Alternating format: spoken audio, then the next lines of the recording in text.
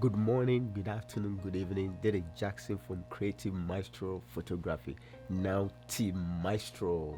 As I told you guys earlier in my first video, um, this channel is all going to be about um, helping you and teaching you and letting you know the things that goes into photography and videography, and showing you how you can use your phone and digital camera to take good quality pictures. So without further ado, let's get started.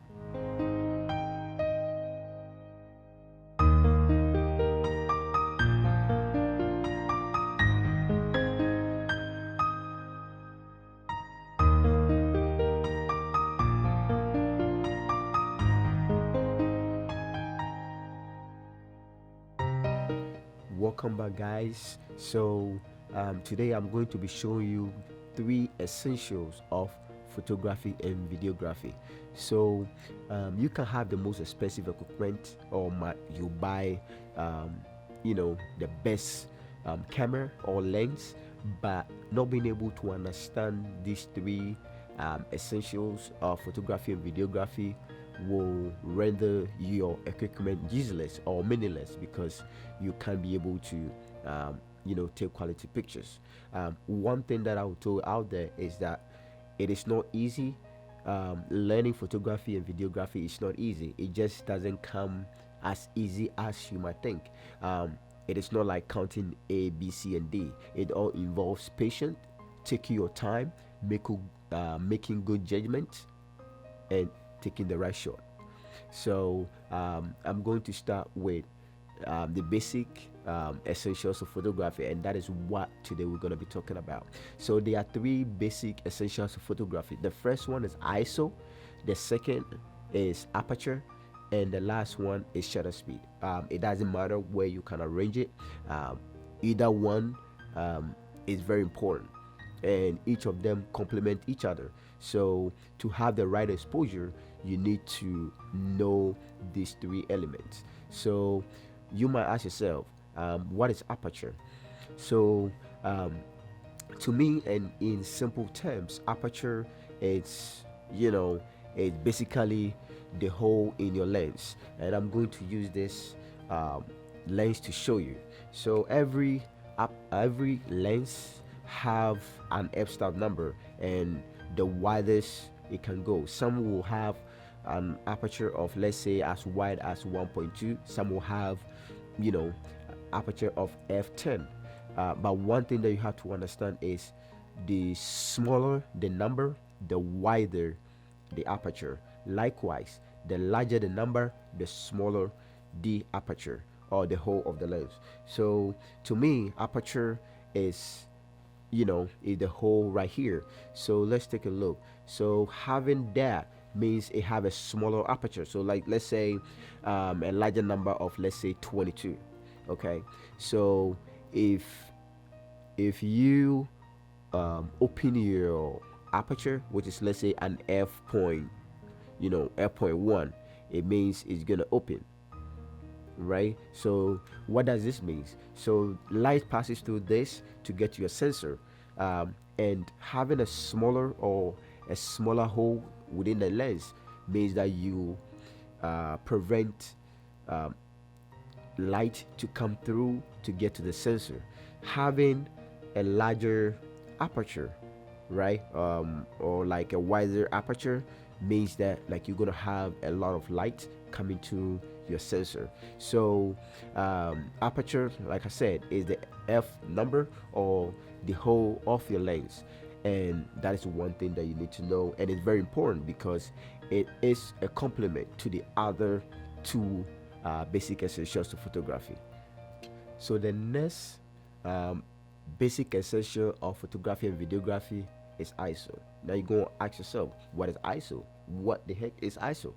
But ISO is the sensitivity of your sensor to light. Is the sensitivity of your sensor to light. So having a lower value of ISO means that your camera is less sensitive to light.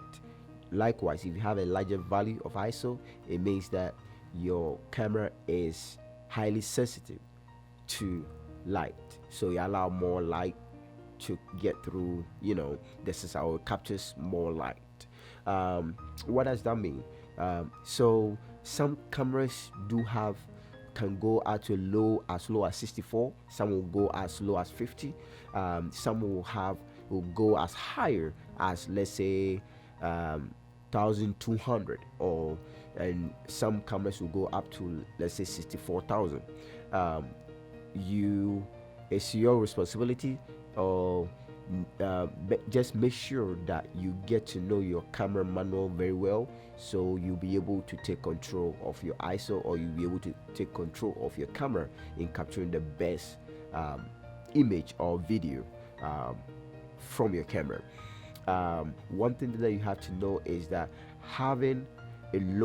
shooting at a lower ISO of your camera, you're gonna have the best footage or image from your camera. Likewise, if the more you increase your ISO, the how do we call it, the value or the quality of your image that you're gonna get out of your sensor reduces. The same way, the lower the number you're gonna have, like I said, you're gonna have a higher, you're gonna have a less grainy images. But if you increase your ISO, the more it goes up, you're gonna have a very grainy images. So you have to know, how you're gonna play around with your ISO, so you have the best quality. But do not let that scare you.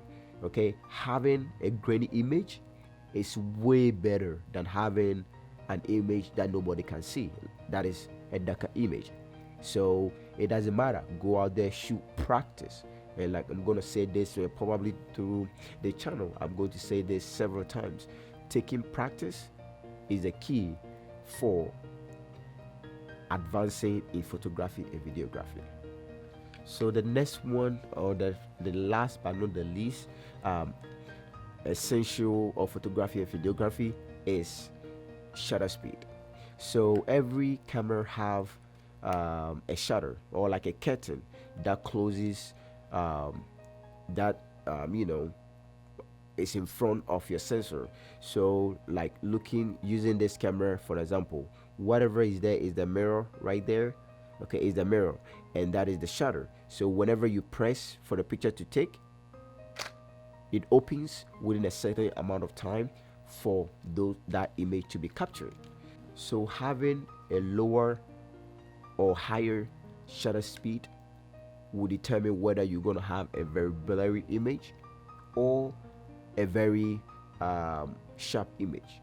So depending on the circumstance, you can use any one of them depending on the circumstance, but each one of them will require a certain technique. So if you have a higher value of aperture, a higher value of shutter speed, right, it means that the shutter, it takes just a short amount of time for the shutter to open and close. So it means that the image will be captured very fast, so you can't even handheld it. But the lower you go, it means that it takes a certain amount of time, a longer time before the image will be captured. So sometimes you might need a tripod, to be able to use lower shutter speed. Okay, to me, for what I've learned, and to depend on everybody biological system is different. Some people can do a handheld at a lower shutter speed, as low as, let's say, 80, 1/80, and still be able to get like a good image. For me, I had to go around like 1 out of 125, that is 125 shutter. So that is the shutter right there. So it means you have like a very higher value of aperture, which is of value of shutter. So let me go for as low as, let's say, 13. So look, you see, it take a very longer time before it can capture. So let me go more to about that. You see, the sensor is open for a very longer time before the image was captured. Likewise, if I have gone for like a very larger amount or larger number of shutter speed, it means it's going to take a very short amount of time before that image will be captured like this.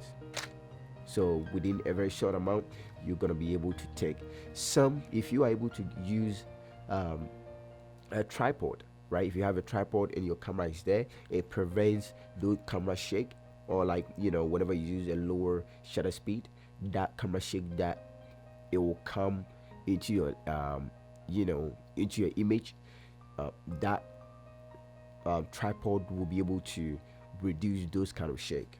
Now I know you're probably confused. I know you confused because I have bombarded you with a lot of words and a lot of terms.